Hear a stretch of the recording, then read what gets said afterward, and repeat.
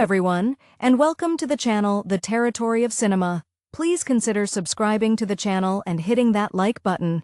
Today, we are going to discuss the film Dune from 2021. The desert planet Arrakis, a desolate expanse offering the universe's most valuable substance, spice melange, becomes the crucible for a young man whose destiny is already being etched in the stars. We meet Paul Atreides, the heir apparent to the noble house Atreides, a family thrust into a precarious political arrangement by the Padishah Emperor Shaddam IV. It's a poisoned chalice, this transfer of stewardship from the brutal Harkonnens to the more honorable Atreides, a move orchestrated for ultimate destruction. Paul is not just another duke's son, he is the product of generations of meticulous breeding by the Bene Gesserit sisterhood, a secretive order whose ambitions reach across millennia. His mother, Lady Jessica, a formidable Bene Gesserit herself, has trained him rigorously in their ways, instilling in him discipline and a sharp mental acuity that often unnerves those around him, even his own father, Duke Leto Atreides. Leto, a leader admired for his integrity, a rarity in the cruel politics of the Imperium, understands the danger they face, yet he is honor-bound to accept the Emperor's decree. The journey to Arrakis is heavy with foreboding. The spice flows here, attracting immense wealth and constant peril from the colossal sandworms that roam the deep desert. Soon after their arrival, the carefully laid trap springs. The Harkonnens, led by the monstrous Baron Vladimir Harkonnen, strike with terrifying precision, aided by the Emperor's elite Sardaukar troops disguised in Harkonnen livery. The ensuing battle is swift and devastating. Duke Leto is killed, a tragedy that scars Paul and Jessica deeply. Forced to flee into the harsh, water-scarce wilderness, Paul and Jessica become refugees, fugitives pursued by the very forces that destroyed their house.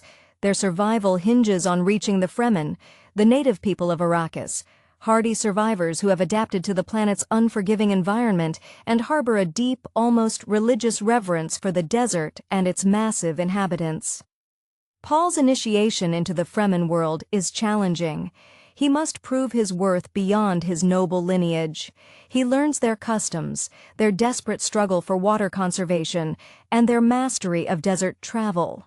He bonds with Stilgar, a respected leader, and finds an unexpected connection with Chani, a fierce Fremen warrior whose dreams seem to mirror Paul's own visions of the future.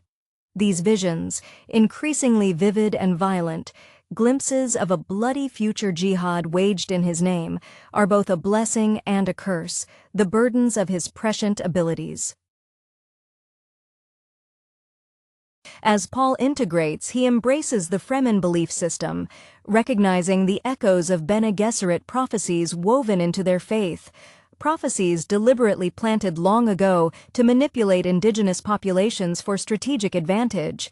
He trains with the Fremen, mastering their fighting techniques and learning to ride the sandworms, an act that solidifies his status as a genuine desert warrior, the Lisan al-Gaib, the promised Messiah.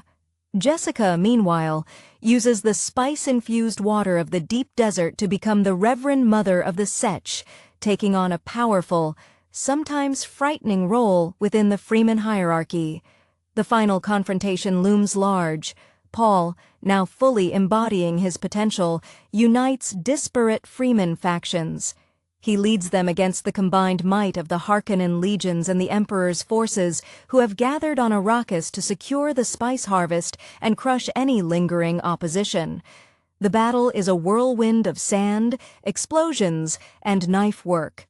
Paul confronts Fade Rautha, the Baron's psychopathic nephew, in a brutal, personal duel that settles the fate of the galaxy's power structure. Having demonstrated his supremacy and armed with the ultimate threat, the ability to poison the spice supply, Paul forces the Emperor to yield, securing his own ascension and choosing his bride, effectively claiming control over the Imperium. The age of the Atreides, though forged in blood and desert fire, has truly begun. The weight of Paul's heritage pressed upon him like the crushing pressure of the deep ocean. He was acutely aware that his mother, Jessica, a woman whose grace concealed an iron will forged by the Bene Gesserit's lifetime of subtle control, had made difficult choices for him. Her very existence was a testament to the sisterhood's long game, a dedication to genetic manipulation aimed at producing the Kwisatz Haderach, a male able to bridge space and time through mental acuity. Watching his father, Duke Leto, a man whose genuine warmth and commitment to justice made him dangerously naive in the poisonous imperial court, only sharpened Paul's sense of impending doom. Leto tried to prepare Paul for leadership, teaching him governance and the burden of command, but Paul's true apprenticeship was happening internally, guided by the unsettling whispers of prescience and the strictures of his mother's training. When they arrived on Arrakis, the sheer scale of the environment humbled them. The desert wasn't merely empty, it was alive, breathing with invisible dangers and the rumbling threat of the Shai-Hulud, the colossal worms that were both terrifying gods and the guardians of the spice. The Harkonnen attack was not just a military defeat, it was a profound violation.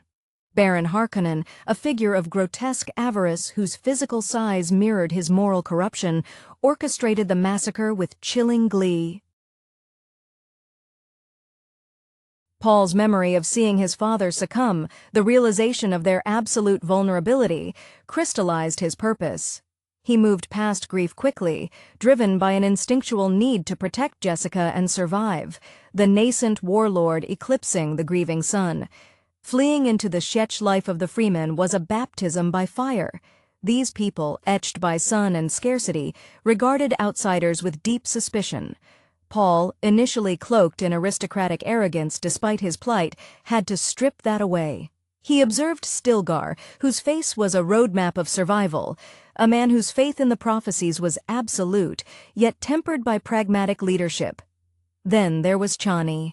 She wasn't just beautiful, she possessed an unnerving directness, a physical eloquence forged from years spent fighting for every drop of water. She saw Paul not as the Duke's son, nor the Bene Gesserit tool, but simply as an emerging fighter, challenging his sheltered assumptions. Their nascent relationship bloomed in the shadowed intimacy of the caves, a grounding reality against the chaos of Paul's visions. Jessica's transformation was perhaps the most chilling. In undergoing the deadly spice agony, she embraced the full, raw power of the Reverend Mother. She became a conduit for the memories of all preceding female ancestors, her bearing becoming regal yet profoundly alien. She subtly began whispering to the Fremen elders, reinforcing the myths she knew her own order had seeded centuries before, the myth of the Lisan al-Gaib, the outworlder who would lead them to paradise. Paul resisted the messianic label, knowing the terrifying path it implied, yet the necessity of unity forced his hand. To ride a sandworm, a feat requiring profound respect for the desert's power and perfect execution of Fremen technique, was his ultimate sacrifice of his old identity. As he summoned and mounted that mountainous beast, the desert recognized its master, and the Fremen accepted their weapon. The final confrontation was less a battle and more a necessary unleashing. Paul marched his unified desert army out of the deep desert, an unstoppable wave crashing against the imperial apparatus. He didn't fight with the detached strategy of a noble. He fought with the focused fury of a man who had seen every possible outcome and was now choosing the least destructive among the terrible options. Facing Feyd-Rautha, the Baron's chosen heir, a pale, utterly merciless reflection of what Paul could become if he surrendered to pure impulse, was a primal clash. Paul's blade work, honed by Bene Gesserit discipline and years of Fremen savagery, proved superior. When the dust settled, the Emperor, stripped of his authority and facing the prospect of the entire spice supply being rendered inert by Paul's control over the environment, had no choice but to submit. Paul looked at the assembled lords and the pale, defeated emperor, and in that moment, he wasn't merely securing vengeance, he was seizing control of the reins of destiny, forcing the universe onto a new, blood-soaked track. The transition from noble heir to desert messiah was not smooth. It was a process of constant grinding erosion of Paul's former self. He carried the memory of his father's death not as a heavy cloak of sorrow, but as a sharp, relentless goad.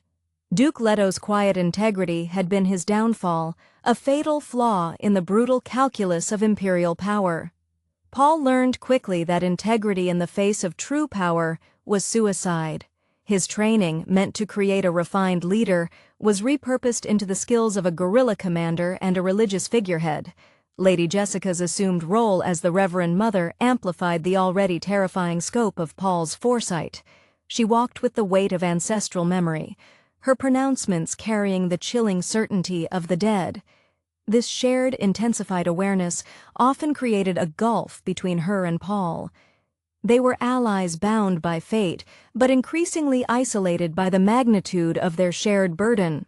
When Jessica urged him toward embracing the messianic mantle, it was with the cold, calculating logic of the Bene Gesserit, prioritizing the long-term survival and ascendancy of their bloodline over Paul's personal desire for a simple life beside Chani.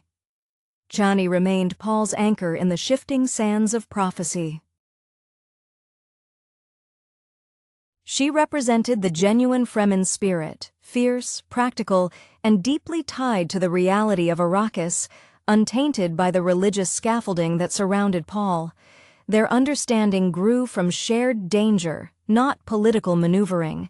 When Paul first mastered the Thumper and summoned the Worm, the sheer visceral terror and subsequent exhilaration forged an unbreakable bond with her, cementing his place not just as a leader, but as one of them, a warrior who embraced the planet's savagery. It was a stark contrast to the calculated manipulations favored by the great houses.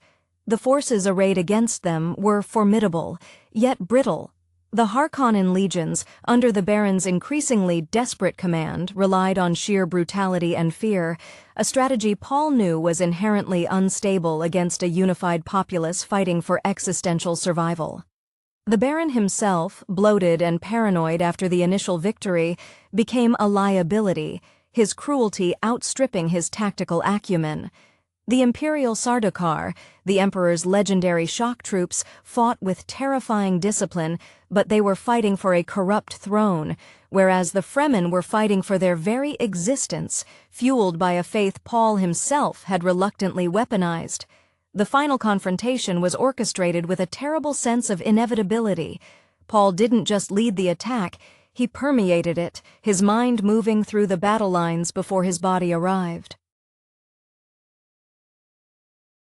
The use of massed sandworms against the industrial infrastructure of the Harkonnen shield wall was an apocalyptic stroke, an act of total environmental warfare that transcended conventional military strategy.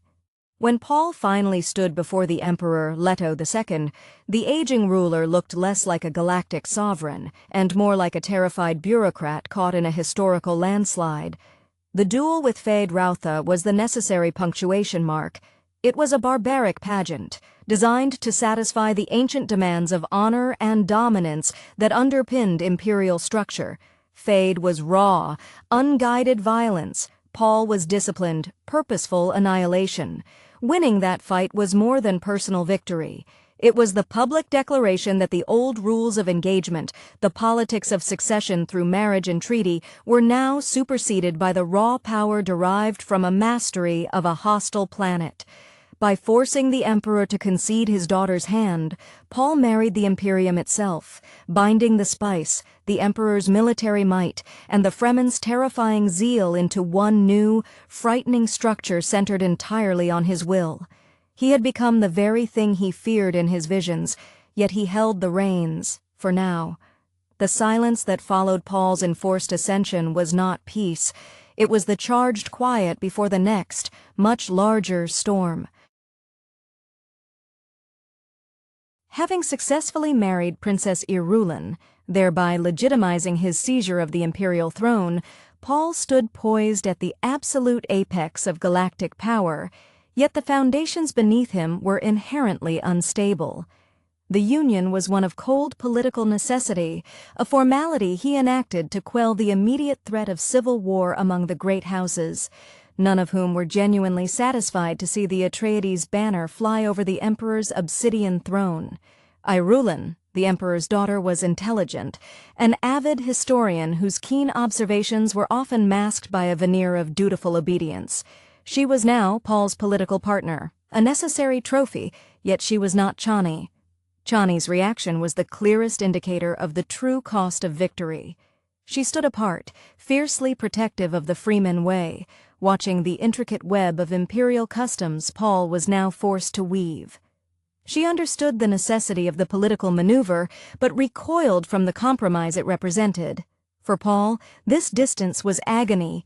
Every treaty signed, every political alliance solidified, pushed him further away from the desert warrior he had become beside her, forcing him back into the mantle of the calculating leader the Bene Gesserit had always intended. He had gained the universe, but in the process, he risked losing the only authentic connection he possessed. The visions continued, now grander and more terrifying, showing not just a jihad breaking out across the stars, but the complex, centuries-long consequences of his reign, the galaxy convulsing under the very faith he had invoked. The disgruntled great houses, though outwardly submitting, began to plot in earnest. Houses such as the Corino loyalists and those resentful of the Atreides' meteoric rise began to whisper among themselves, recognizing that Paul's power rested solely on the fanatical devotion of the Fremen and control over Arrakis.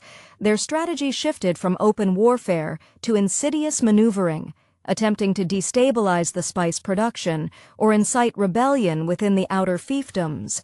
Paul's challenge was transforming the Fremen from a unified religious army into a disciplined imperial military force capable of policing an entire galaxy, a task complicated by the fact that the Fremen deeply distrusted centralized bureaucracy and distant governance. Stilgar remained fiercely loyal, interpreting every move Paul made through the lens of prophecy, inadvertently becoming a tool in Paul's centralization efforts, which often necessitated sidelining the very traditions he was meant to uphold. Jessica, now the Dowager Empress in all but name, saw the brewing discontent and began to subtly maneuver to secure Paul's lineage, urging him to secure a male heir through Irulan to solidify the dynastic claim and placate the old bloodlines. This pressure became a crucible for Paul, forcing him to confront the manipulative core of the Bene Gesserit legacy. He had the power to defy them, to carve out a future rooted in the harsh truth of Arrakis, but the sheer scope of the galactic machinery required him to play their game, albeit on his own terms. The cost of his victory was perpetual vigilance. The galaxy was quiet, but it was waiting, breath held, for the slightest sign of weakness in the young emperor who had risen from the sand. The shadow of the future was lengthening, and Paul Muad'Dib, now emperor, felt it keenly in the sterile opulence of the imperial capital, far removed from the comforting grit of the Sietches. The marriage to Irulan was a cold, strategic embrace. He saw in her eyes not hatred, but a sharp historian's assessment of the temporary nature of his triumph. She chronicled his every move, a living witness recording the inevitable downfall she believed was coming. Paul knew his reign was a precarious balancing act between two irreconcilable forces: the political necessity of integrating with the established, cynical powers of the Imperium, and the untamed, religiously fueled power of the Freemen, who remained his true base. Chani, stationed on Arrakis, was the embodiment of his guilt and his authentic self.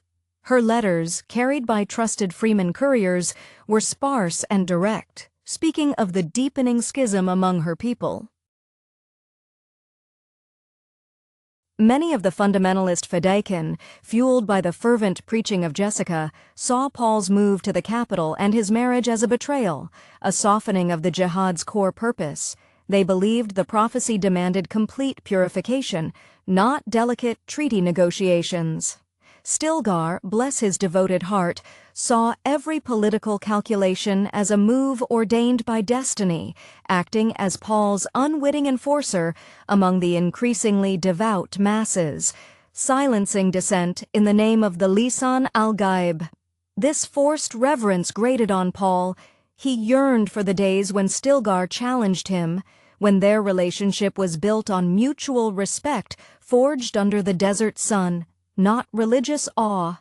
The machinations of the great houses were becoming more refined than any Harkonnen ambush. They targeted the logistical heart of Paul's power, the spice. Whispers suggested that rival factions were backing mining operations on other, previously dismissed worlds, attempting to prove that Arrakis was not the sole source of melange, thereby dismantling the foundation of Paul's economic stranglehold. Furthermore, elements loyal to the deposed House Corrino were subtly funding mercenaries operating in the unsettled territories, testing the limits of the Fremen commitment to galactic policing. Paul tasked Gurney Halleck, his old swordmaster who had miraculously survived the initial purge and was now recalled to service, with establishing a network of intelligence outside the purview of the imperial bureaucracy, a necessity born of the realization that the established structures could not be trusted. Jessica, positioned as the ultimate authority on Arrakis, managed the religious fervor with the brutal efficiency of a seasoned Bene Gesserit politician. She understood that faith, once ignited, required constant, severe feeding. She oversaw the training of new spice initiates, ensuring the theological underpinning of Paul's rule remained unquestionable, even as she quietly worried about the path her son was taking. She saw the terrifying completeness of his prescience, how he could see the lines of conflict stretching endlessly, and realized he was trapped, navigating a future that demanded monstrous choices simply to prevent something worse. Paul's ultimate fear was not being killed. It was becoming the very engine of galactic suffering he had been desperate to stop. He was the fulcrum, and the galaxy, now held in his fragile grip, was beginning to tilt.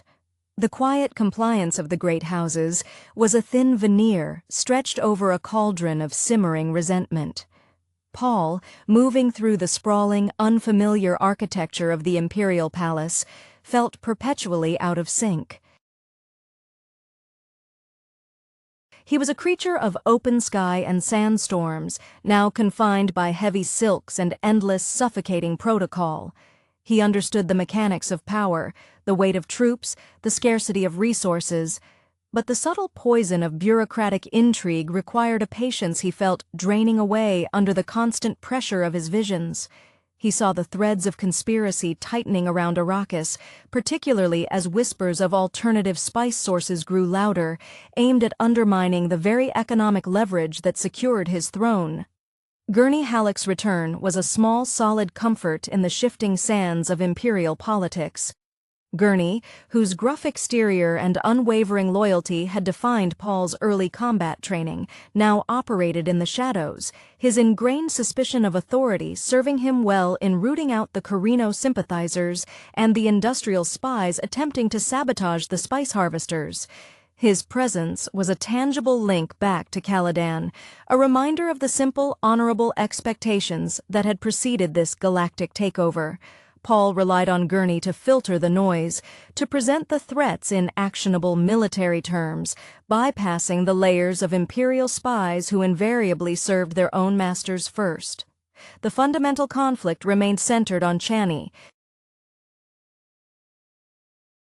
He received messages describing the escalating intensity of the religious fervor on Arrakis, noting that the Orthodox zealots now viewed any freeman who maintained close contact with Paul in the capital as tainted, politically compromised. Chani, refusing the grand titles and the opulence of the imperial court, had not followed Jessica to Arrakis. She remained with the core, traditionalist tribes. Paul knew that to call her to the capital would be to either force her into the political theater that would destroy her spirit, or to signal weakness to the houses who sought to discredit his marriage to Irulan.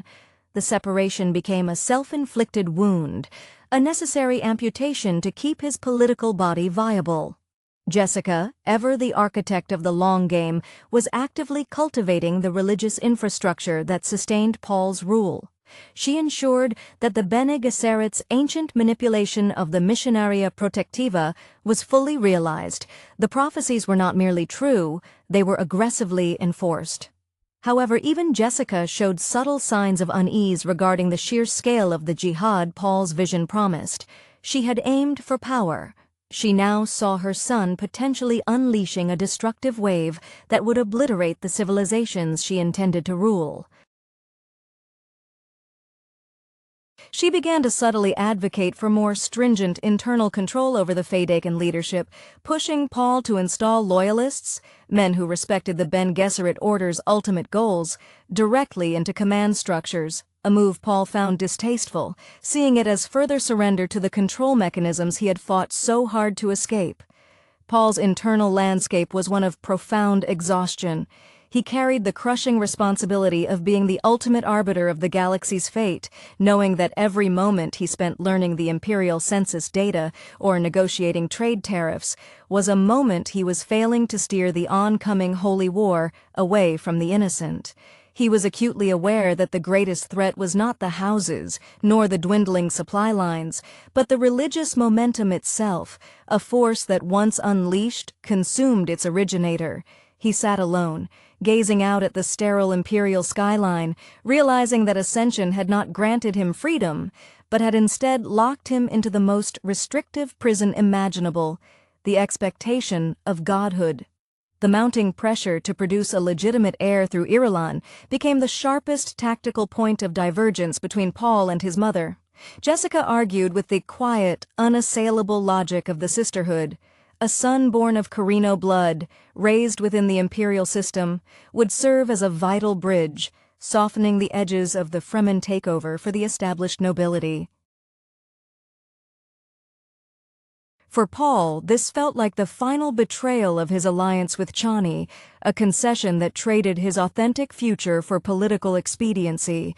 He knew that any child with Irulan would be politically powerful, perhaps even Kwisatz Haderach candidates, but they would lack the desert wisdom, the fundamental connection to Arrakis that defined his own strength. Chani, he suspected, was already carrying his child, a fact he kept fiercely guarded, an unspoken rebellion against the suffocating demands of the throne. This clandestine hope focused Paul's attention on Arrakis.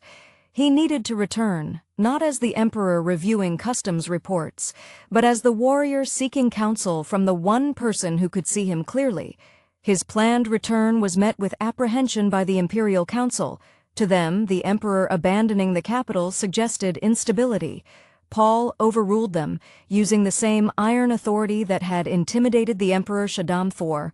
He framed the trip as a necessary inspection of vital resources, knowing that if the spice flow faltered, the galactic economy would collapse faster than any conspiracy could manage. Upon landing, the difference between the capital's suffocating formality and the raw, energetic atmosphere of the Fremen Sietch was jarring. The desert air felt like an electric shock. He sought Chani out immediately. She greeted him not with adulation, but with a level gaze that probed his soul.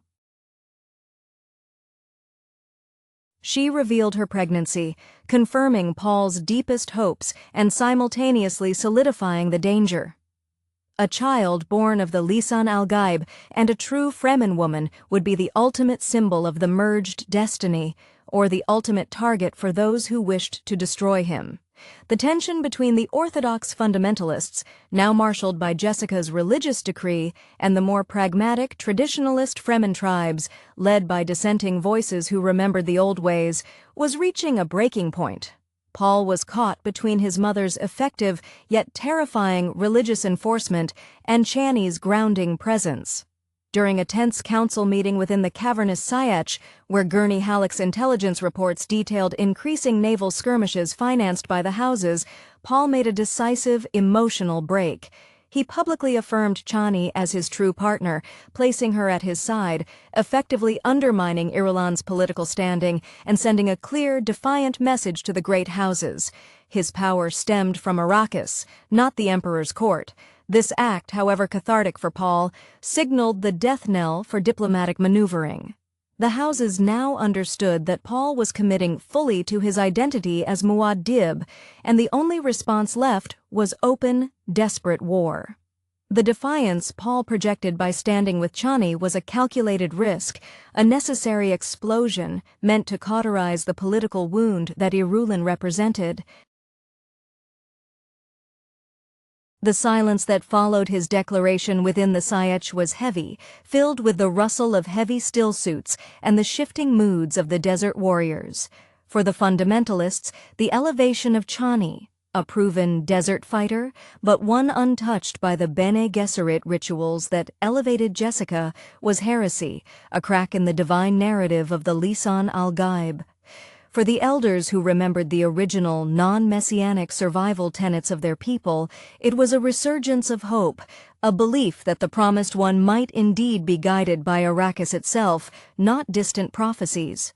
Jessica, watching from the periphery, offered no visible sign of disapproval, yet Paul felt the subtle tightening of her control radiating towards him. She was pragmatic.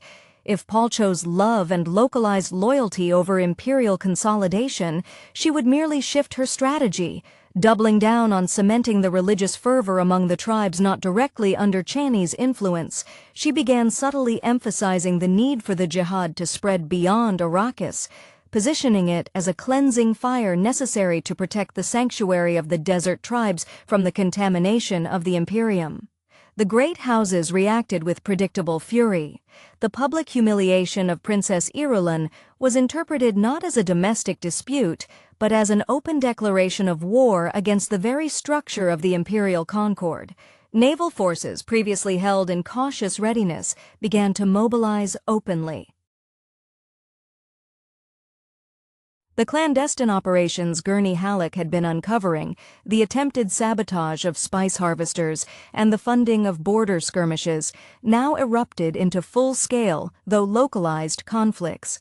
Paul needed to mobilize the Fremen military machine, which was built for defense and ritualized combat, for a prolonged, galaxy-spanning conflict, a transition that risked shattering the very force he commanded. Paul began intensely training the Fedaykin elite, stripping away any lingering aristocratic refinement. He taught them coordinated fleet assaults and siege warfare, methods alien to their culture, often relying on Gurney's knowledge of conventional warfare as a framework.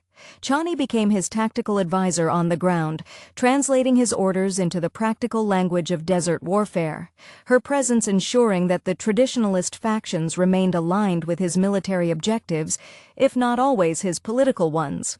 The unborn child became a silent rallying point, a symbol of a future rooted in Arrakis, uncontaminated by the poisonous legacy of the Carino dynasty. The visions were becoming almost unbearable.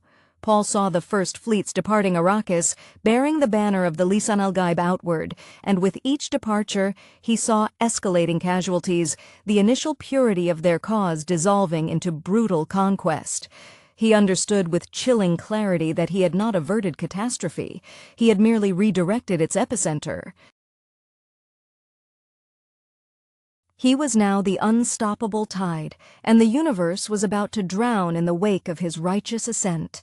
The next phase required not diplomacy, but absolute, overwhelming military commitment, a commitment he was now ready to make, knowing every victory would cost a piece of his soul. The decision to openly champion Chani over Princess Irulan catalyzed the galaxy's shift from tense standoff to open conflict. Paul understood that by choosing the mother of his prophesied son, he had functionally executed the Emperor Shaddam IV's authority and Irulan's political legitimacy in a single stroke. The imperial throne, once a prize, became a cage built of escalating military necessity. Irulan, demonstrating the quiet resilience inherent in the Carino line, did not flee. Instead, she retreated into her archival duties, transforming herself into a silent, meticulous chronicler of Paul's descent into necessary tyranny. She became the voice of documentation, ensuring that history would record not just the victories, but the political maneuvering that necessitated them. On Arrakis, the split within the Fremen factions deepened. The fundamentalists, led by zealots who had absorbed Jessica's more aggressive interpretations of the prophecies, saw Chani's elevation as a temporary aberration, a necessary distraction before the true conquering phase of the jihad. They viewed Paul's remaining connection to the outside, represented by Irulan and the residual elements of the Atreides house forces, as contamination. Gurney Halleck found himself constantly walking a tightrope, his military efficiency earning him respect from the hardened veterans, but his lack of fervor making him a target for the religious police. He had to navigate suspicion from both the fundamentalists who saw him as an outsider and the imperial holdovers who mistrusted any Fremen influence. Jessica, meanwhile, played the role of the revered mother figure with chilling mastery. She subtly orchestrated events to ensure that the political narrative favored Paul's absolute divine right, effectively framing any internal dissent as a challenge to the Lisan al-Gaib himself. She understood that momentum was everything. If the initial stages of the interstellar war were decisive, the houses would scatter, and the religious fervor would carry the day.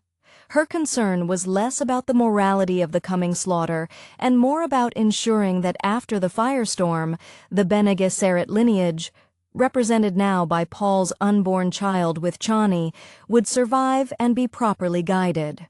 Paul devoted every waking hour to preparing the armada. The Freemen lacked spacefaring logistics and established fleet doctrines. They understood attacking an entrenched position with precision and ferocity, but not sustained occupation or multi-front warfare. He relied heavily on the captured or defected elements of the old Imperial Navy, integrating them with the Fremen commitment, which was terrifyingly absolute. He found that the true horror of his foresight lay in the details. He could see the faces of the first planetary governors who would be executed by his own zealous troops, the moment when the promise of liberation twisted into the reality of conquest. This knowledge did not paralyze him. Rather, it instilled a desperate urgency to conclude the war quickly, hoping to impose a centralized order strong enough to immediately quench the zealous flames before they consumed the known universe. The coming war, Paul knew, was not just against the houses. It was a war against the unstoppable theological engine he himself had ignited. The launch of the Fremen crusade across the stars marked the true end of Paul Atreides' humanity, replaced by the relentless persona of Muad'Dib, the Messiah burdened by foresight. The initial confrontations were shocking in their brutality and effectiveness. Where the Imperial fleets expected resistance from disorganized planetary garrisons, they encountered the overwhelming, terrifying speed of the Fremen raiders who utilized their knowledge of compressed warfare tactics honed in the desert. They struck critical infrastructure, spice transfer stations, orbital defense platforms, with near-suicidal zeal, often utilizing captured ships refitted with improvised, devastating weaponry. The houses, accustomed to decades of stale conflict governed by the subtle rules of the Landsraad, were completely unprepared for a war fought with religious fervor as its primary fuel. Irulan became Paul's shadow in the capital, a silent counterpoint to Chani's fierce presence on Arrakis. She continued her historical documentation, meticulously recording every executed governor and every conquered planet, her quill scratching out the narrative of a tragic, unavoidable descent. Paul occasionally sought her out, not for counsel, but for the clarity of her detached perspective. He needed someone who saw the political structure, divorced from the emotional fervor of the jihad, and Irulan provided that cold mirror, confirming that his actions, however necessary for survival, were irrevocably dismantling the foundations of the Imperium his father had respected. Jessica, maintaining an almost mystical command over Arrakis, became the nexus for the religious expansion. As the jihad spread, local populations often embraced the Lisan al-Gaib narratives instantly, seeing Paul's armies as true liberators from years of Harkonnen, Corrino oppression. Jessica ensured these new converts were immediately indoctrinated into the strictest interpretations of the faith, effectively creating an unending stream of zealous recruits eager to carry the banner further out. This was the true terror. The mechanism of expansion was now self-sustaining, requiring Paul merely to point the direction, not manage the motivation. Gurney Halleck, now commanding entire sectors of the rapidly expanding military, found his old skills insufficient. He was a master of close-quarters combat and loyalty. He struggled with logistics and managing the volatile relationship between his seasoned Atreides veterans and the fiercely independent Fremen military commanders. He communicated frequently with Chani, relying on her intimate knowledge of the local tribal dynamics to prevent outright mutinies among the more traditionalist contingents, who resented the increasing centralization orchestrated by Jessica's religious apparatus. It was a war on two fronts, against the houses in space and against the fragmentation of his own army on the ground. The culmination of the first interstellar push was the defeat of the primary loyalist forces amassed by the remaining great houses. Paul led the final assault against their heavily fortified planetary stronghold. It was a masterclass in psychological warfare, using the sheer terror associated with the sandworm folklore, even conjuring controlled worm attacks near established orbital defenses, to break enemy morale before the ships even engaged. When the surrender came, it was unconditional. Paul looked upon the defeated leaders, expecting some satisfaction, but felt only an immense, crushing emptiness. He had won the war, but he knew with absolute certainty derived from his visions that this victory had merely purchased time, a brief, fragile interlude before the inevitable, more catastrophic backlash that would follow the end of the initial wave of righteous fury. The universe was subdued, but the universe was already beginning to plot its revenge against the prophet who had enslaved it.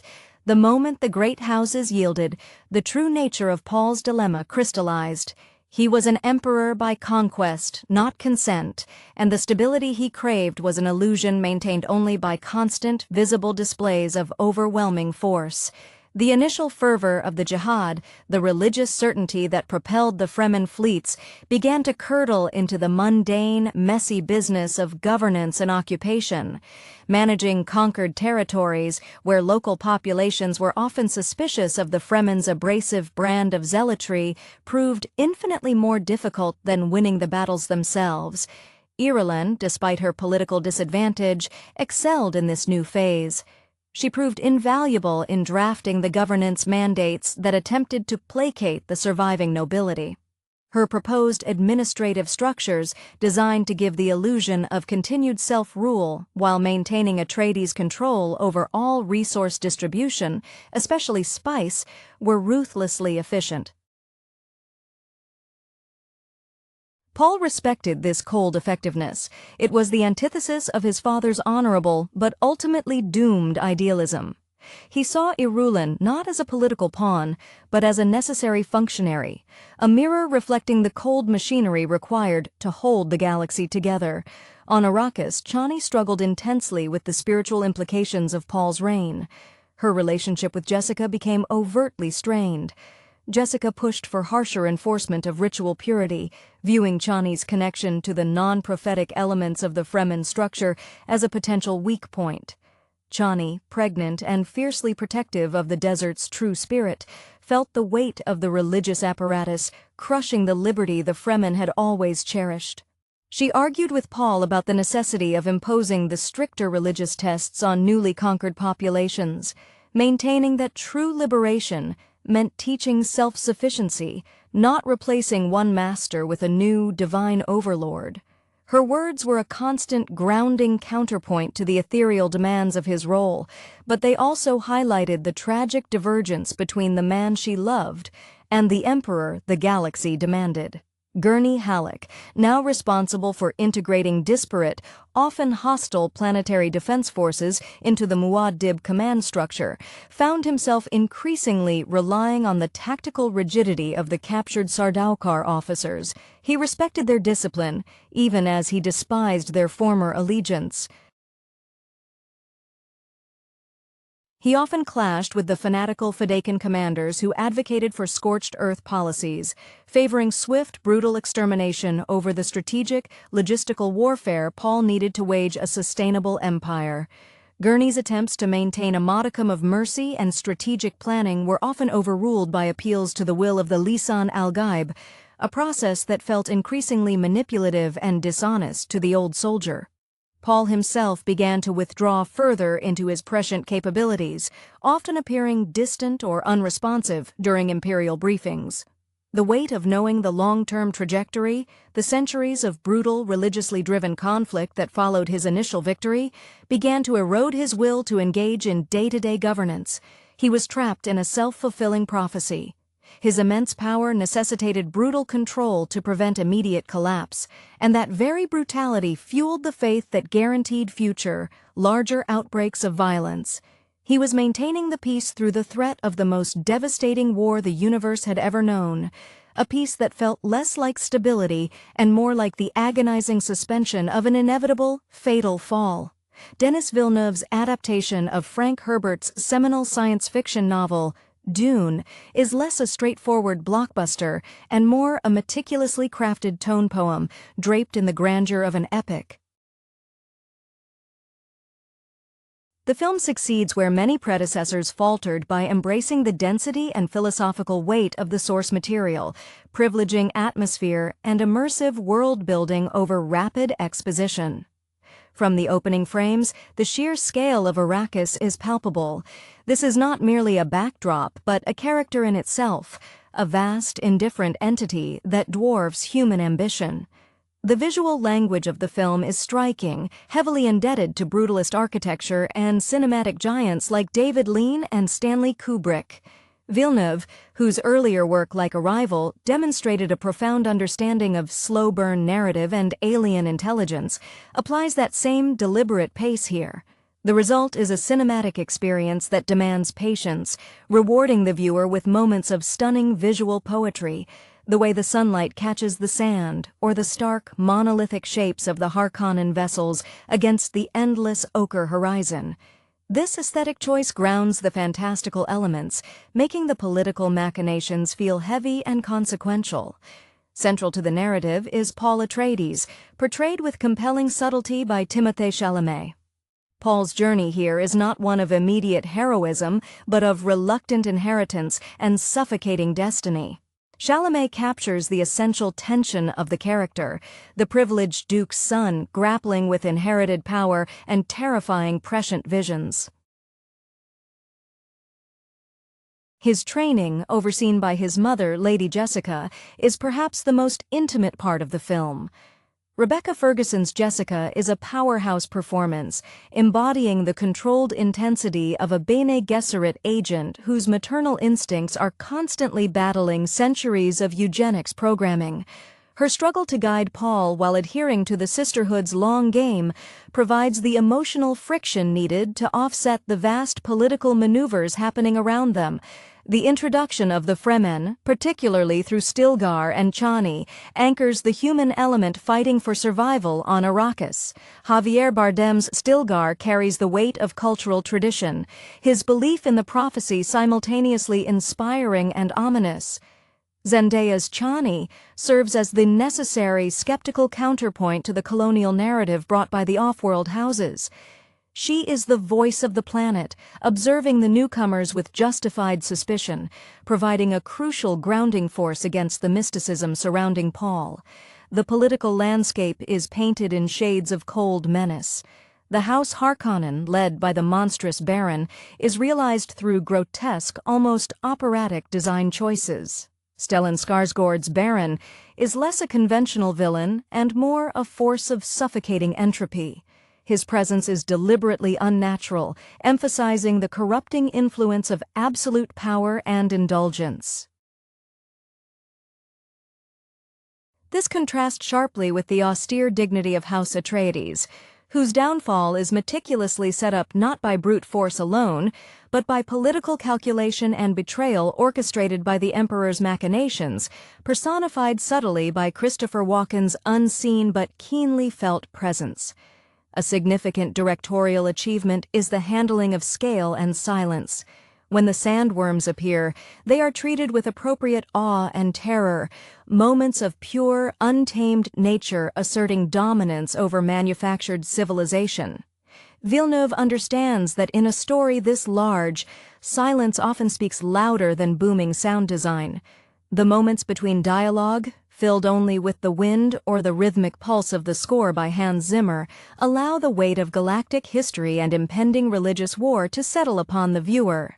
Zimmer's score avoids typical orchestral swellings, instead utilizing unsettling vocalizations and deep, resonant bass that feel indigenous to the desert itself, further binding the oral experience to the physical landscape. The film consciously avoids offering tidy resolutions, instead serving as a deliberate, powerful Act 1. It stops exactly where Paul commits fully to his path, transforming from a fearful prodigy into something far more dangerous and complex. This is Villeneuve trusting the audience to appreciate narrative construction over instant gratification, building a foundation so rich in texture and foreshadowing that the anticipation for the conclusion becomes almost unbearable. It is a triumph of mood, design, and disciplined adaptation. The deliberate pacing, often mistaken for slowness by those accustomed to faster-cut action epics, is in fact the engine driving the film's emotional resonance. It allows the audience to inhabit the suffocating atmosphere of Caladan before the sudden, violent transition to Arrakis, making the Atreides' displacement feel truly catastrophic. We witness the slow erosion of their noble composure under the harsh sun and the constant threat lurking beneath the sands. This sustained tension is key to understanding Paul's psychological fracturing. He is not just learning to survive, he is being forcibly remade by an environment designed to kill the weak and amplify the fanatical. Paul's relationship with Gurney Halleck, played with gruff loyalty by Josh Brolin, offers a necessary tether to the former life of honor and martial discipline. Gurney's musicianship, hinted at through his association with the Balisay, speaks to a deeper artistic soul beneath the warrior's exterior, a trait often valued in the older, more cultured houses. His grief upon seeing the wreckage of House Atreides is palpable, a raw expression of loyalty that cuts through the strategic maneuvering. The internal struggles of the Bene Gesserit are perhaps the film's most fascinating undercurrent. Jessica's agonizing choice to use the voice on the Reverend Mother Gaius Helen Mohiam during the Gom Jabbar test is a microcosm of the entire story's theme: controlled power yielding catastrophic, uncontrolled results. That moment in the shielded room is pure psychological horror, forcing the audience to confront the depth of the discipline required to wield such mental strength, and the fragility of that discipline when faced with genuine existential pain. Moreover, the film handles the indigenous culture of the Fremen with a commendable degree of respect, avoiding the easy trap of portraying them as noble savages waiting for a white savior. Chani's skepticism is essential here. She sees the prophecies not as salvation, but as a tool of control, an external mythology overlaid upon their established, hard-won survival strategies. Her resistance to the Lisan al-Gaib narrative positions her as the moral compass of the desert, someone whose pragmatism clashes violently with the messianic fervor Paul unintentionally ignites. Her eyes, constantly scanning the horizon, reflect the reality that survival on Arrakis demands vigilance, not faith in ancient stories brought by outsiders. The final sequences, focusing on the initiation of Paul into the deeper ways of the desert, the consumption of the water of life, are handled with a psychedelic, visceral abstraction that mirrors the drug-induced visions he has been experiencing. This sequence is the crucible where the uncertain boy dies and the calculating prophet is born. Villeneuve refuses to sanitize this transformation. It is painful, messy, and fundamentally unsettling. The shift in Paul's bearing as he emerges, no longer seeking guidance but issuing commands, is the narrative crescendo that fulfills the film's promise as a tragedy in the making. It is the moment where the strategic wargame transitions into the terrifying reality of religious jihad, set up not by grand speeches, but by a shared, frightening silence between Paul and Chani as he steps onto the battlefield of destiny. The oppressive heat and the constant threat of the sandworms serve as a magnificent externalization of Paul's growing internal pressure. The Harkonnen oppressors, in their pursuit of spice dominance, inadvertently fuel the very power they seek to control. Their cruelty, particularly the almost cartoonish depravity of Baron Harkonnen, acts as a necessary catalyst, forcing the more reserved and duty-bound Atreides into desperate measures. The Baron's physical representation, his hovering bulk, his reliance on technology to mitigate his own diseased state, is a perfect metaphor for the decay at the heart of imperial power. It is bloated, dependent, and fundamentally unnatural compared to the lean, harsh reality of Arrakis. The film expertly weaves the threads of espionage and manufactured belief. Lady Jessica's quiet machinations, her planting of seeds of prophecy among the southern Fremen tribes, reveal the insidious, long-term planning of the Bene Gesserit. It is a manipulation of faith so profound that even Jessica appears occasionally stunned by its effectiveness. This manufactured messiah complex is the ultimate political weapon, far more potent than the Sardaukar legions. When Paul finally accepts the mantle, it is tinged with the tragic understanding that he is both a victim of this system and its most effective weapon. The audience understands, perhaps more clearly than Paul initially does, that he is sacrificing his humanity for galactic leverage. The visual storytelling concerning the Sardaukar deserves specific mention. When they arrive, their presence is immediately felt not through bombastic entrances, but through an eerie, unsettling stillness and efficiency. They move with a chilling, disciplined grace that immediately dwarfs the traditional military displays of House Atreides. This visual contrast highlights the uneven fight. The Atreides were not simply betrayed by men, but by a superior, fanatical force backed by the Emperor's absolute authority, making their initial massacre feel both inevitable and deeply unjust.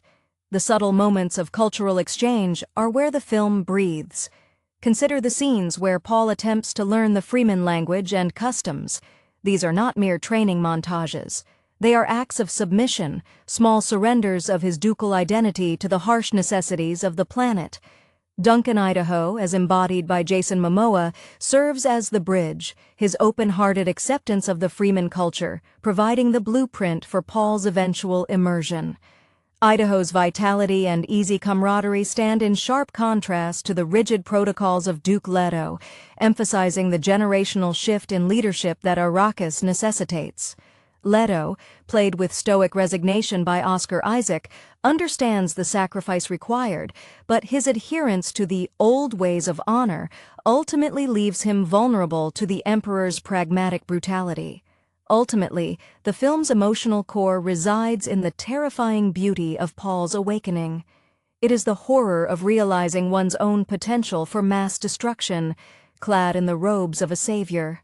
Villeneuve frames this not as a victory, but as the closing of a door on a simpler life. The final look between Paul and Chani is laden with unspoken tragedy.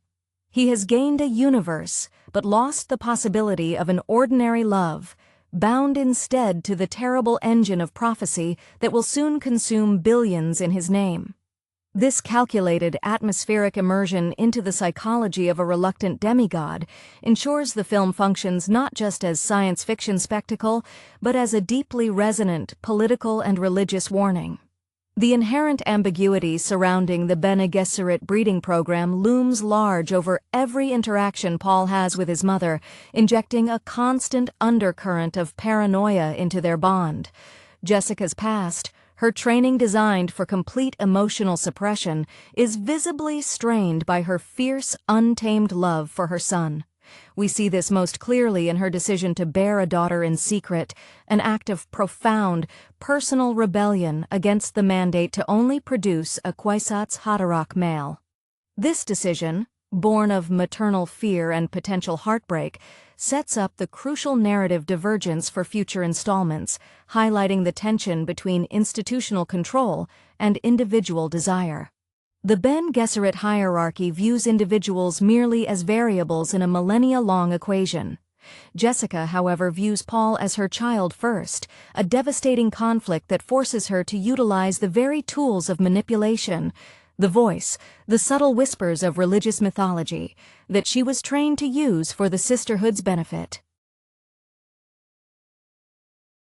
The sensory deprivation and overload experienced by Paul during his visions are meticulously rendered, transforming abstract prescience into tangible cinematic dread.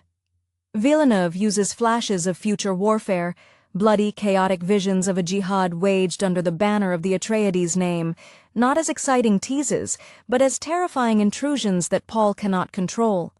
This lack of control is what makes him sympathetic. He is a prisoner of his own expanded awareness, constantly haunted by the paths he must walk to avoid worse futures, only to realize that the path of the predicted Messiah is perhaps the worst of all. The film manages to depict the rise of a religious icon without ever celebrating it, instead treating it as a grave inevitability born from political exploitation of latent belief structures. The relationship between the ecological reality of Arrakis and the spice melange is another layer of profound political commentary. The spice, the lifeblood of the Imperium, is inextricably tied to the sandworms, and thus to the Fremen way of life. The off-worlders treat Arrakis as a mere resource well, blind to the delicate, dangerous balance that sustains it. This parallels historical narratives of colonial extraction, where the indigenous populations and their environment are treated as secondary to the extraction of a valuable commodity. The Fremen's respect for Shai-Hulud is not superstition. It is a survival imperative that the Harkonnens and the Imperium willfully ignore, sealing their own doom by underestimating the very power source they crave. Every grain of spice inhaled by a guild navigator or traded in the great houses carries the silent, deadly weight of Arrakis itself. The film's commitment to tactile reality is reinforced by the costuming and set design. The Atreides military uniforms suggest European nobility transplanted into space, rigid and ceremonial, immediately marking them as outsiders. Conversely, the Fremen attire is functional, utilitarian, and deeply integrated with the environment. The still suits are marvels of practical, life-sustaining engineering. This visual dichotomy establishes the conflict immediately, the ceremonial elegance of the colonizer versus the desperate, pragmatic ingenuity of the colonized fighting for fundamental survival.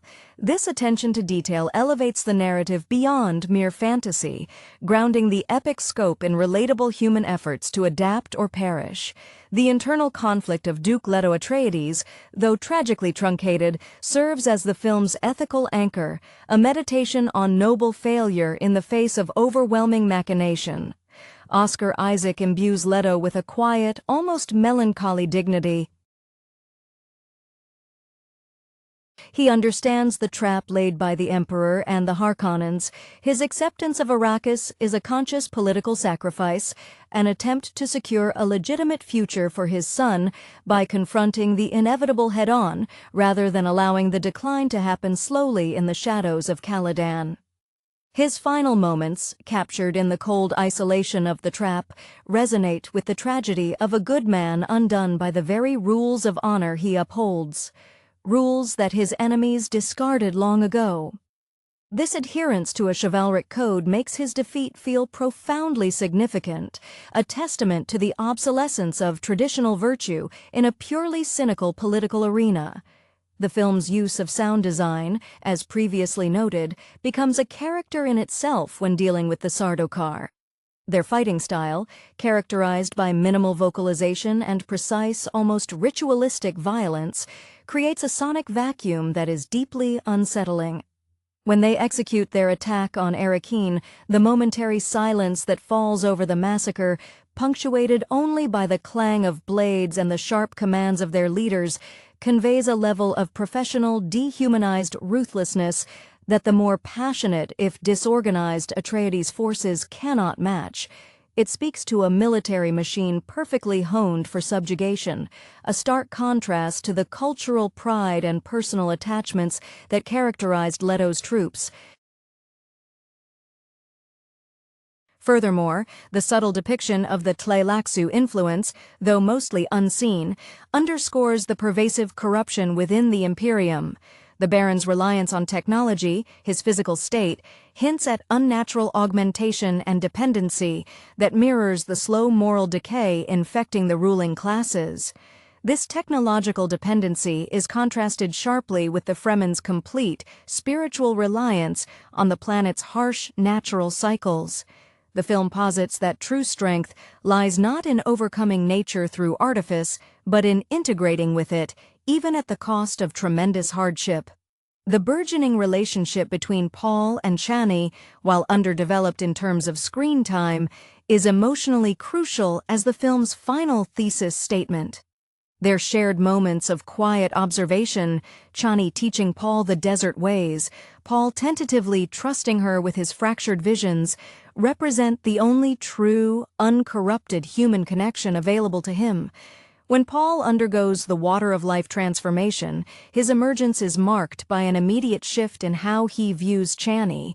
She transforms from a trusted mentor and potential companion into a necessary, albeit beloved, component of his destined path. This final transformation solidifies the film's tragic trajectory.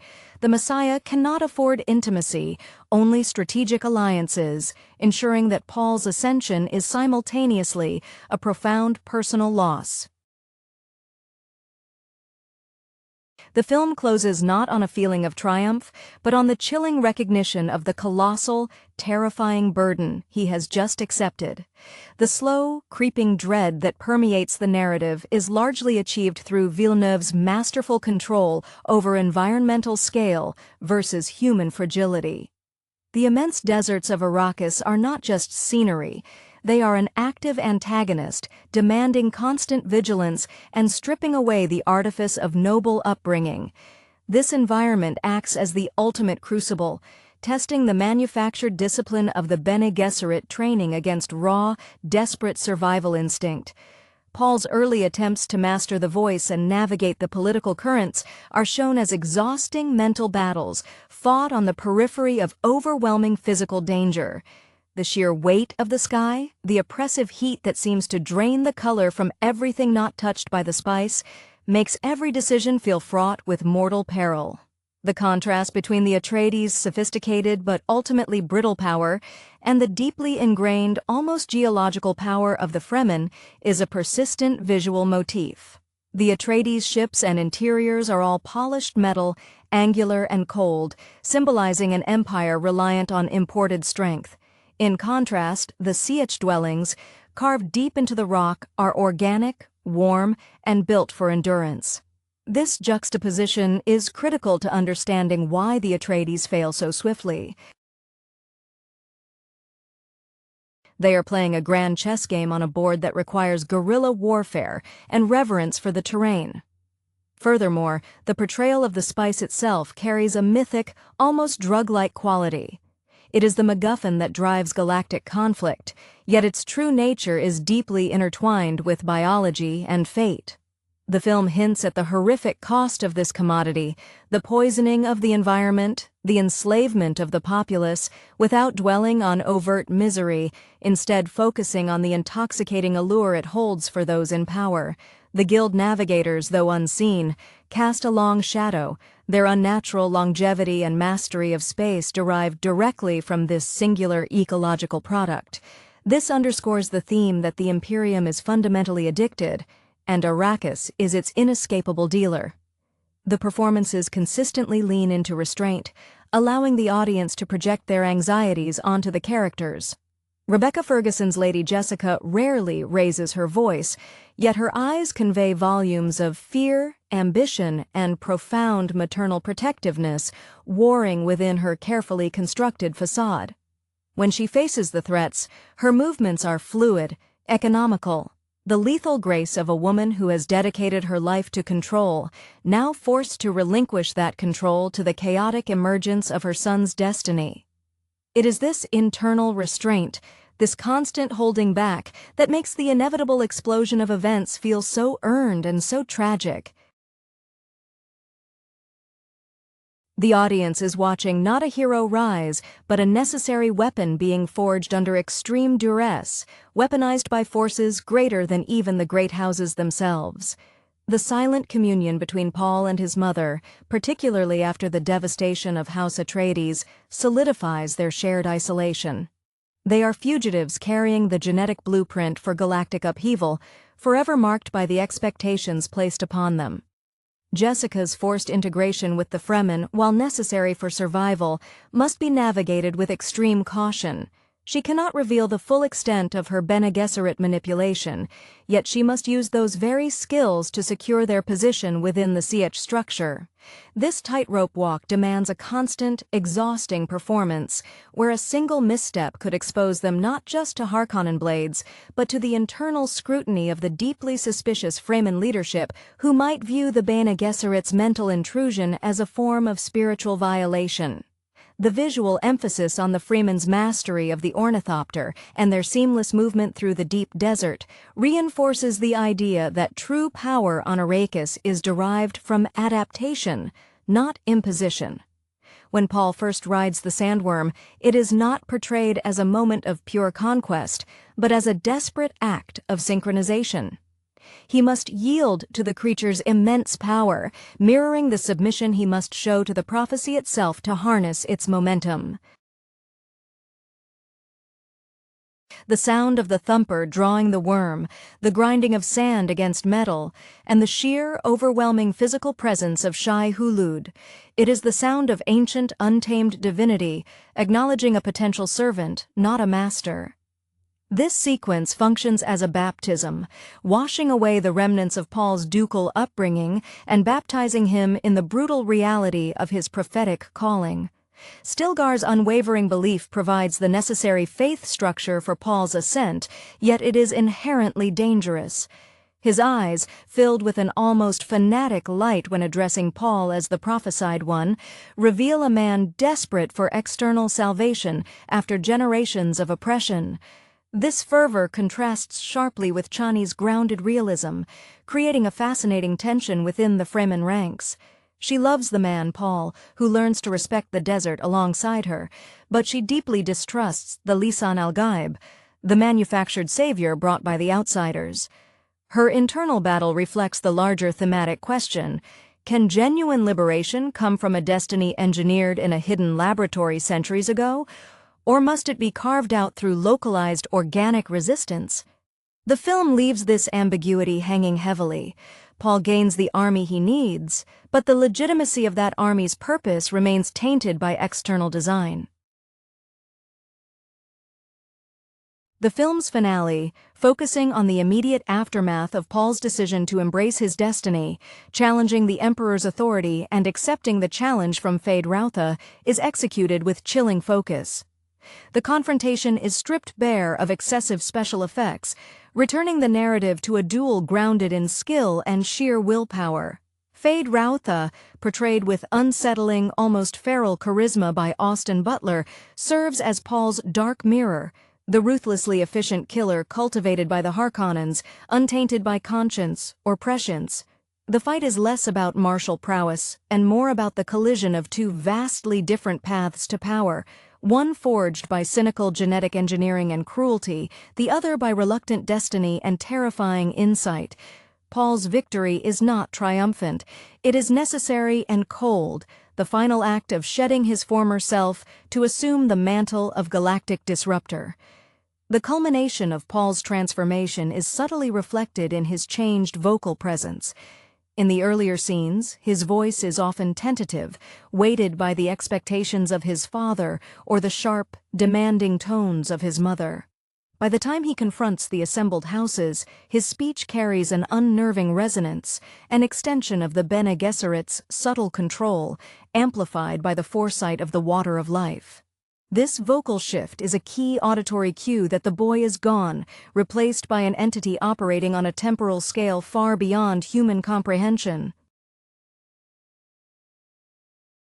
It is the sound of a political and religious entity taking command, leveraging the deep-seated fear of the unknown that permeates the Imperium. The environment continues to serve as an extension of the narrative conflict.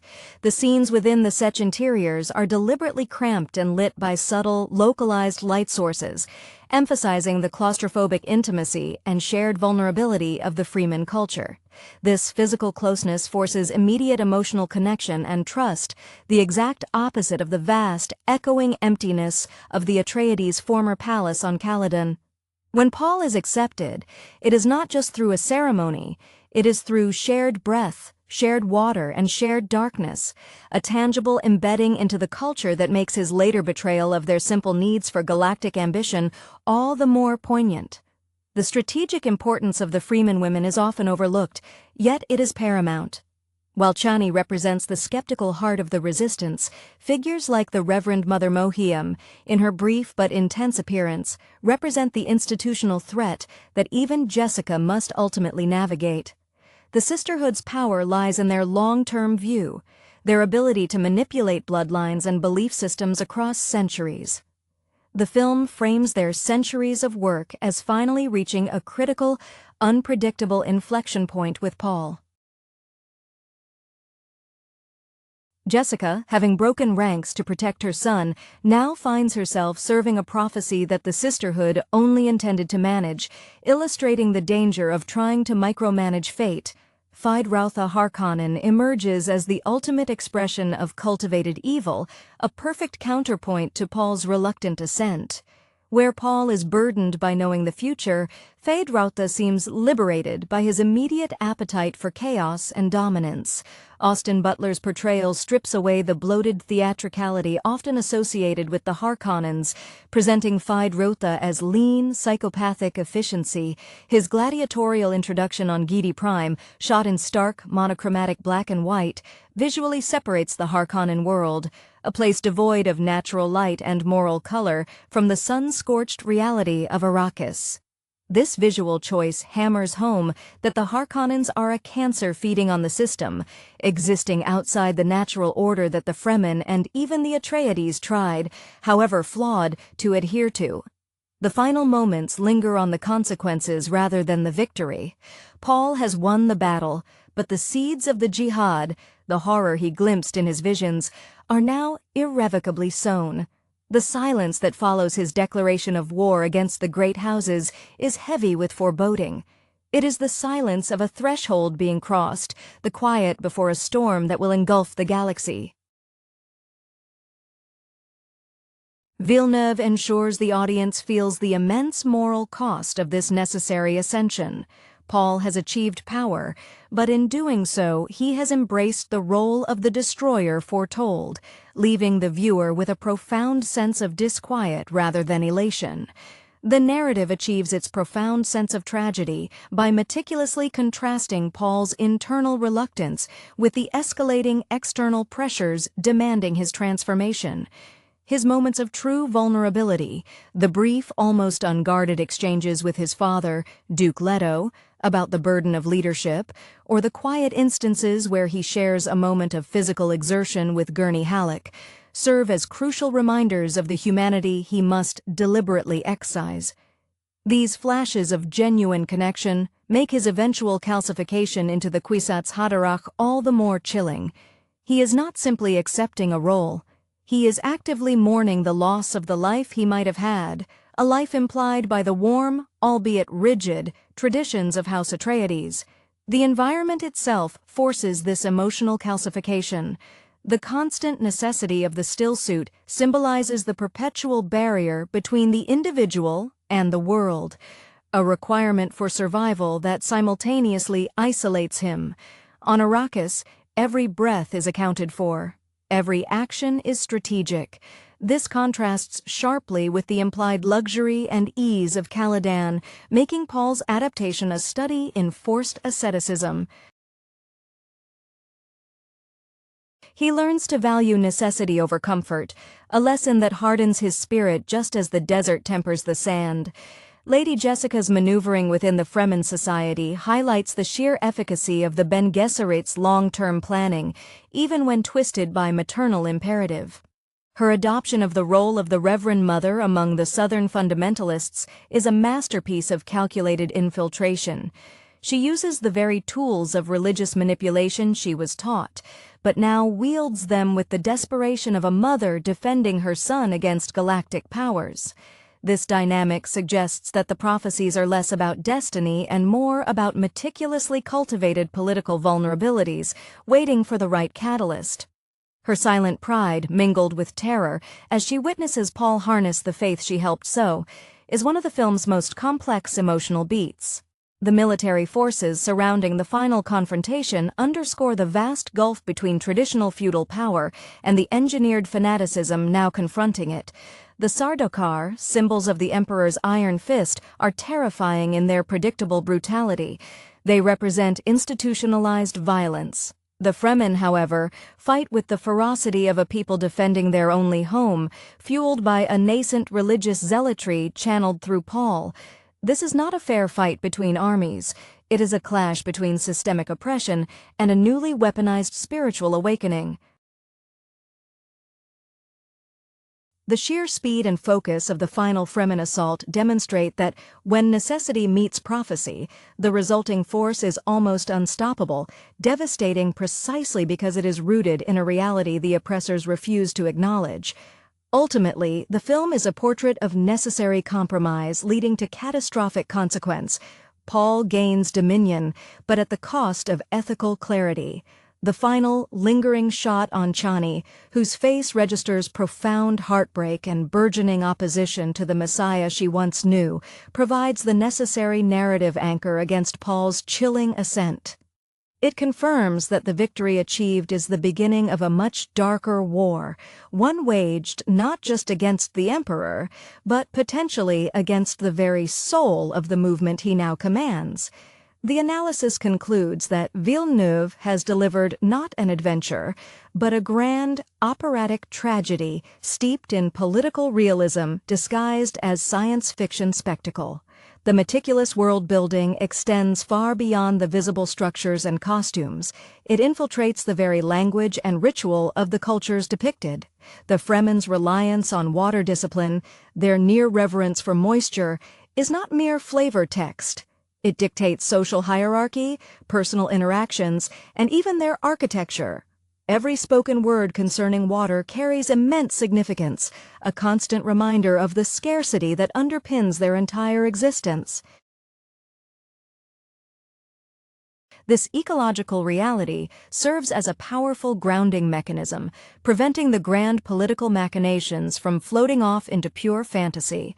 When Paul finally masters the desert, it is through internalizing this discipline, demonstrating a far deeper understanding of Arrakis than any off-world tactician, even those as capable as Duke Leto, ever possessed. The internal logic of the Bene Gesserit training provides the undercurrent of psychological horror that defines the Atreides tragedy.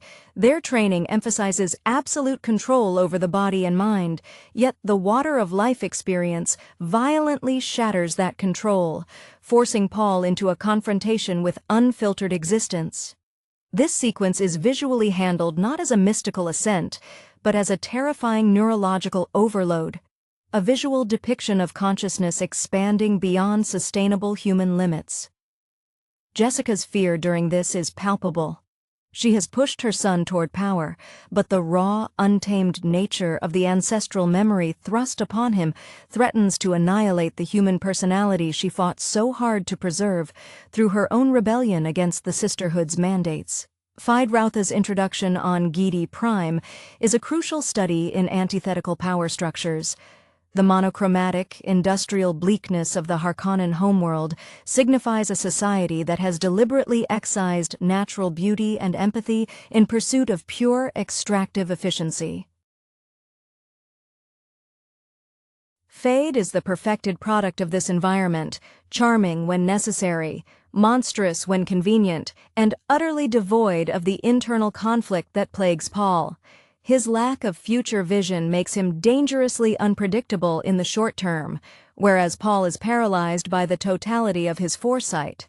This contrast sets up the final duel as a philosophical battle, the man burdened by all possibilities versus the man free from the burden of conscience.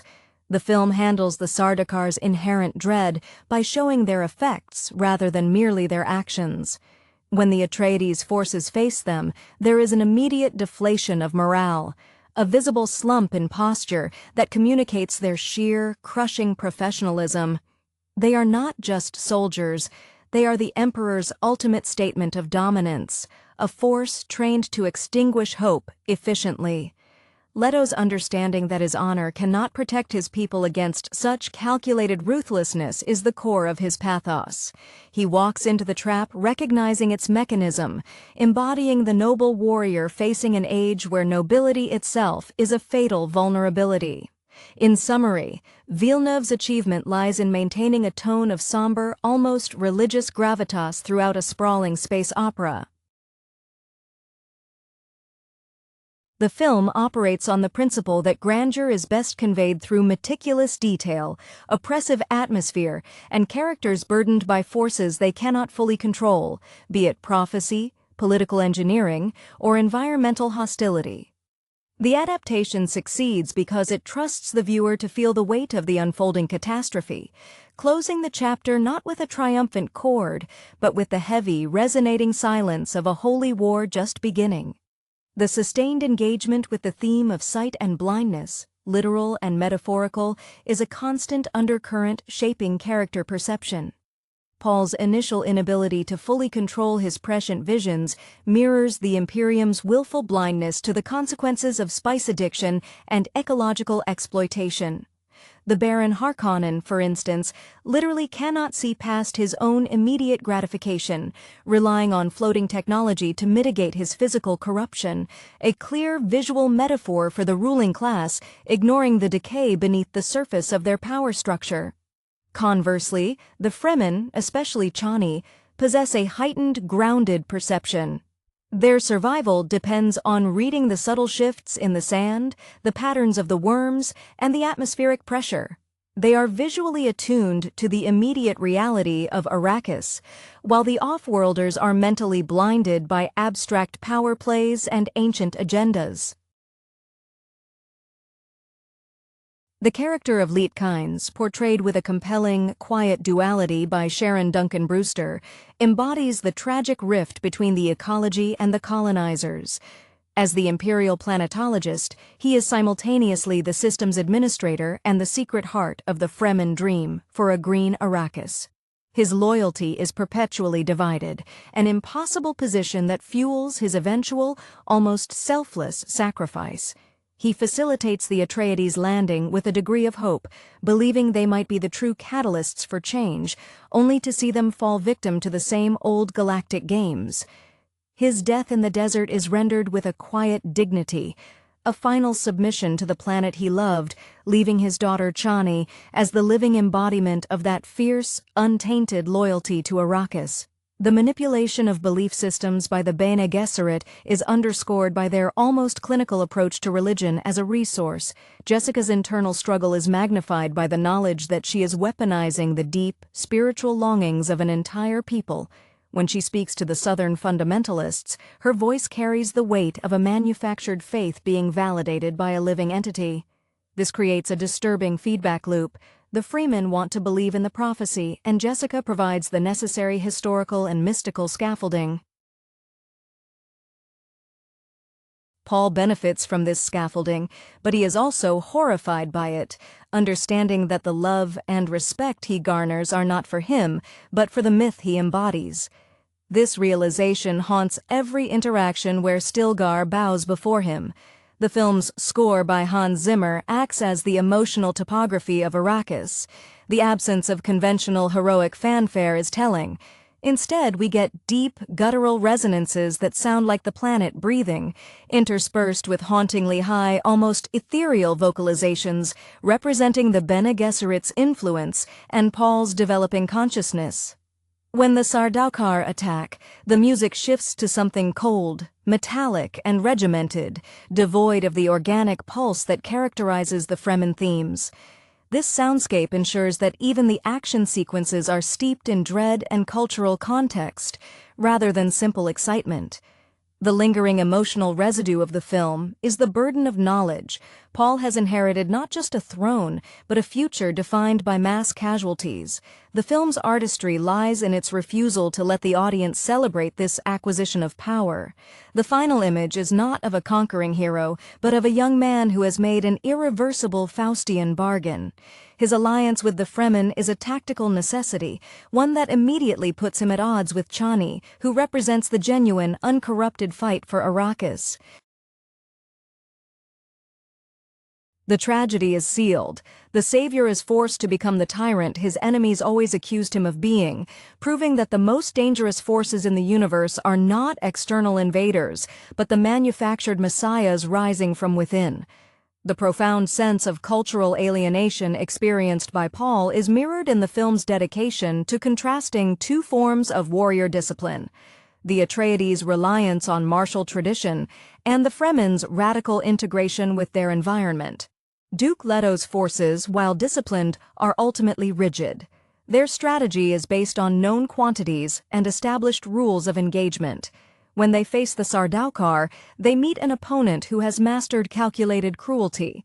In contrast, the Fremen fluidly merge fighting with ecology. Their techniques, from sand walking to the near-telepathic control over the worms, are acts of profound listening to the environment, a discipline entirely foreign to the Atreides' ethos. Paul's rapid adoption of these methods signifies his painful divorce from his heritage. He sheds the armor of his house for the utilitarian, suffocating necessity of the stillsuit, physically embodying his shift from nobleman to desert operative. The characterization of the Baron Harkonnen as a physical manifestation of gluttonous decay warrants further examination. His bulk is not merely visual spectacle, it represents the stagnation of the old empire. He is physically dependent on technology to sustain himself, symbolizing an imperial system that has become bloated, over-reliant on artificial support, and inherently disconnected from the vital, harsh realities that sustain life, like the spice cycle. His cunning is the cunning of a creature focused solely on consumption, lacking the forward-thinking, albeit flawed, nobility of Leto.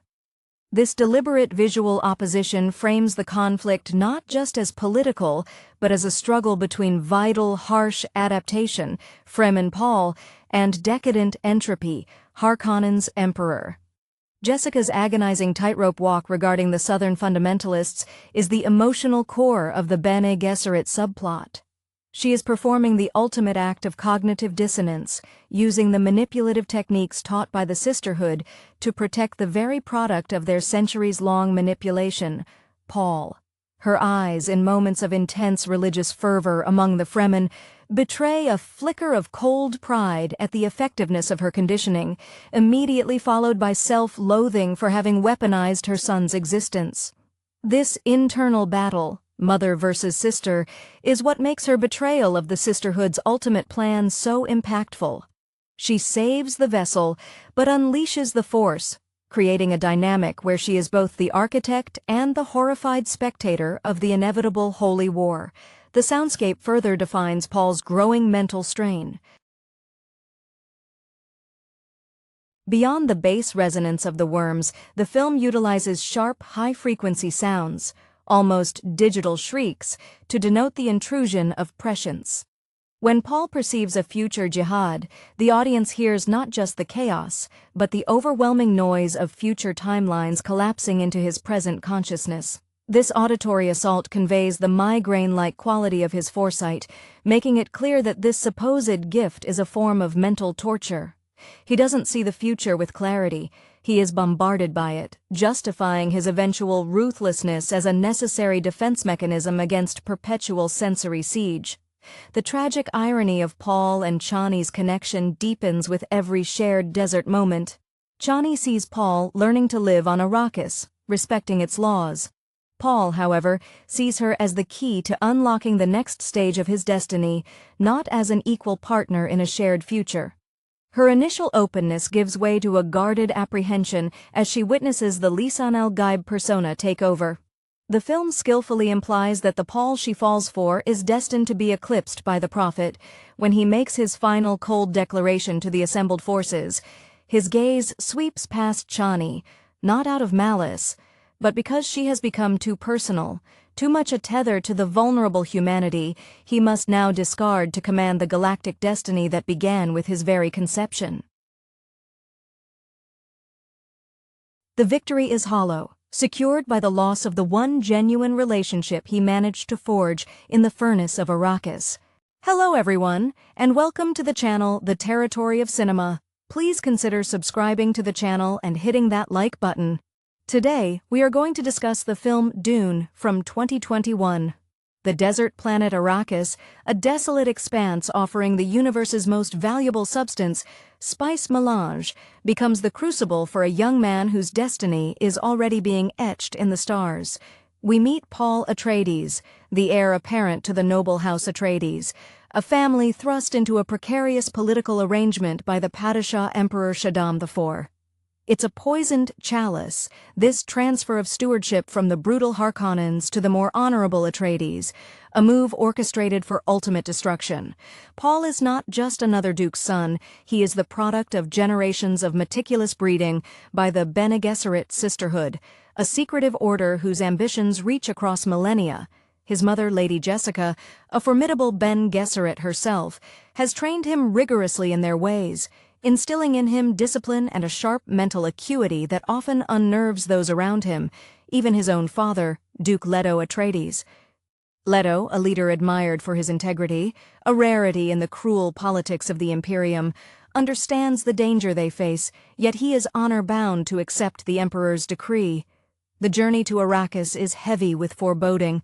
The spice flows here, attracting immense wealth and constant peril from the colossal sandworms that roam the deep desert. Soon after their arrival, the carefully laid trap springs. The Harkonnens, led by the monstrous Baron Vladimir Harkonnen, strike with terrifying precision, aided by the Emperor's elite Sardaukar troops disguised in Harkonnen livery. The ensuing battle is swift and devastating. Duke Leto is killed, a tragedy that scars Paul and Jessica deeply. Forced to flee into the harsh, water-scarce wilderness, Paul and Jessica become refugees, fugitives pursued by the very forces that destroyed their house. Their survival hinges on reaching the Fremen, the native people of Arrakis, hardy survivors who have adapted to the planet's unforgiving environment and harbor a deep, almost religious reverence for the desert and its massive inhabitants. Paul's initiation into the Fremen world is challenging. He must prove his worth beyond his noble lineage. He learns their customs, their desperate struggle for water conservation, and their mastery of desert travel.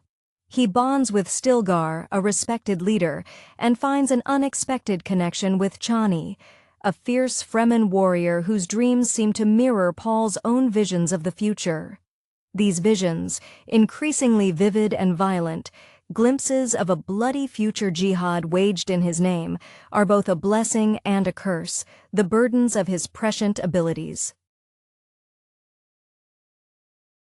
As Paul integrates, he embraces the Fremen belief system, recognizing the echoes of Bene Gesserit prophecies woven into their faith, prophecies deliberately planted long ago to manipulate indigenous populations for strategic advantage. He trains with the Fremen, mastering their fighting techniques and learning to ride the sandworms, an act that solidifies his status as a genuine desert warrior.